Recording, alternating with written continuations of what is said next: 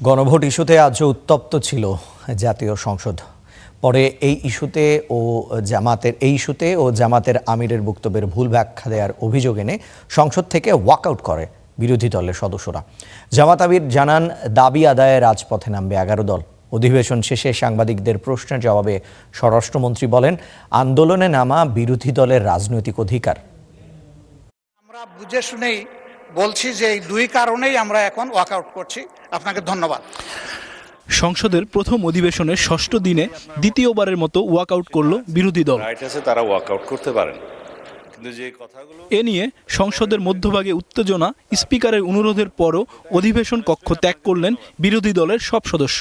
মানে বিরোধী দলীয় নেতা পরে আনুষ্ঠানিক ব্রিফিংয়ে কারণ ব্যাখ্যা করেন বিরোধী দলীয় নেতা। বলেন, গণভোট ইস্যুতে সরকারের অবস্থান জনগণের রায়কে অসম্মান করেছে। এ সময় বিরোধী 11 দল একসাথে সিদ্ধান্ত নিয়ে আন্দোলনে নামার হুঁশিয়ারি দেন তিনি। আন্দোলন আমরা করব, জনগণকে সাথে নিয়েই করব। তবে আমি বলেছি যে আমাদের 11টি দল আমরা একত্রে বসে দ্রুতই আমরা বসছি এবং বসে আমরা আমাদের সিদ্ধান্তগুলো নেব। অধিবেশন শেষে এ নিয়ে সাংবাদিকদের প্রশ্নের জবাবে স্বরাষ্ট্রমন্ত্রী বলেন, রাজপথে আন্দোলনে নামা বিরোধী দলের অধিকার। এটা দাবি নয়, মুলতবি প্রস্তাবের উপরে আলোচনা চেয়েছিলেন।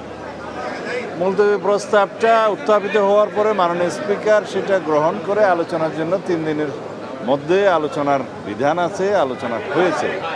2 ঘন্টা বিধান আছে আলোচনা করার।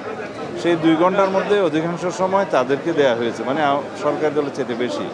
এর আগে সংসদে জুলাই সনদ নিয়ে আলোচনা করতে সরকারি দল আরেকটি মুলতবি প্রস্তাব করে, যা নিয়ে 5 এপ্রিল 2 ঘন্টা আলোচনা হবে বলে জানান স্পিকার। 53 বছরের সংসদীয় ইতিহাসে প্রথমবার ট্রেজারি বেঞ্চের কোনো সদস্য এই প্রস্তাব আনলেন।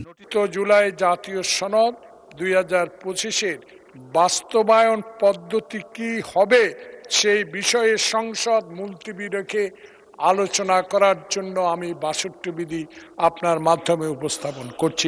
2 ঘন্টা কাল মাননীয় সদস্য জনাব জয়নুল আবদিন ফারুকের এই মুলতবি প্রস্তাবটি আলোচনার জন্য সময় নির্ধারণ করছি। অধিবেশনের শুরুতে প্রশ্ন উত্তর পর্বে আইন, কৃষি, পানি সম্পদ মন্ত্রী নিজের পরিকল্পনার কথা তুলে ধরেন। আইনমন্ত্রী বলেন, পর্যায়ক্রমে সব হয়রানিমূলক মামলা প্রত্যাহার করা হবে। রাজনৈতিক মিথ্যা গায়েবী হয়রানিমূলক মামলার যেটা প্রত্যাহার করা হচ্ছে তার সংখ্যা 23,865 এবং এই মামলা আরও প্রত্যাহারের তালিকায় আমরা যাচাই বাছাই কমিটি করেছি। সেই কমিটির প্রতিবেদন অনুসারে পরবর্তীতে প্রত্যাহার করা হবে। এবার শুধু ইলিশ নয়, প্রজনন মৌসুমে মিঠা পানির মাছ ধরার বিষয়ে নিষেধাজ্ঞা থাকবে বলে জানান মৎস্য ও প্রাণী সম্পদ মন্ত্রী। ডিফে যেই মাছ পরিমাণ কমে গেছে, ডিপ সি ফিশিং এর জন্য আমরা চিন্তা ভাবনা করছি, ওটার উপরে আমরা কাজ শুরু করেছি। বৃহস্পতিবার 3:30টায় বসছে সংসদ অধিবেশন। রোজ বৃহস্পতিবার। আইমন সাজিদ, স্টার নিউজ, ঢাকা।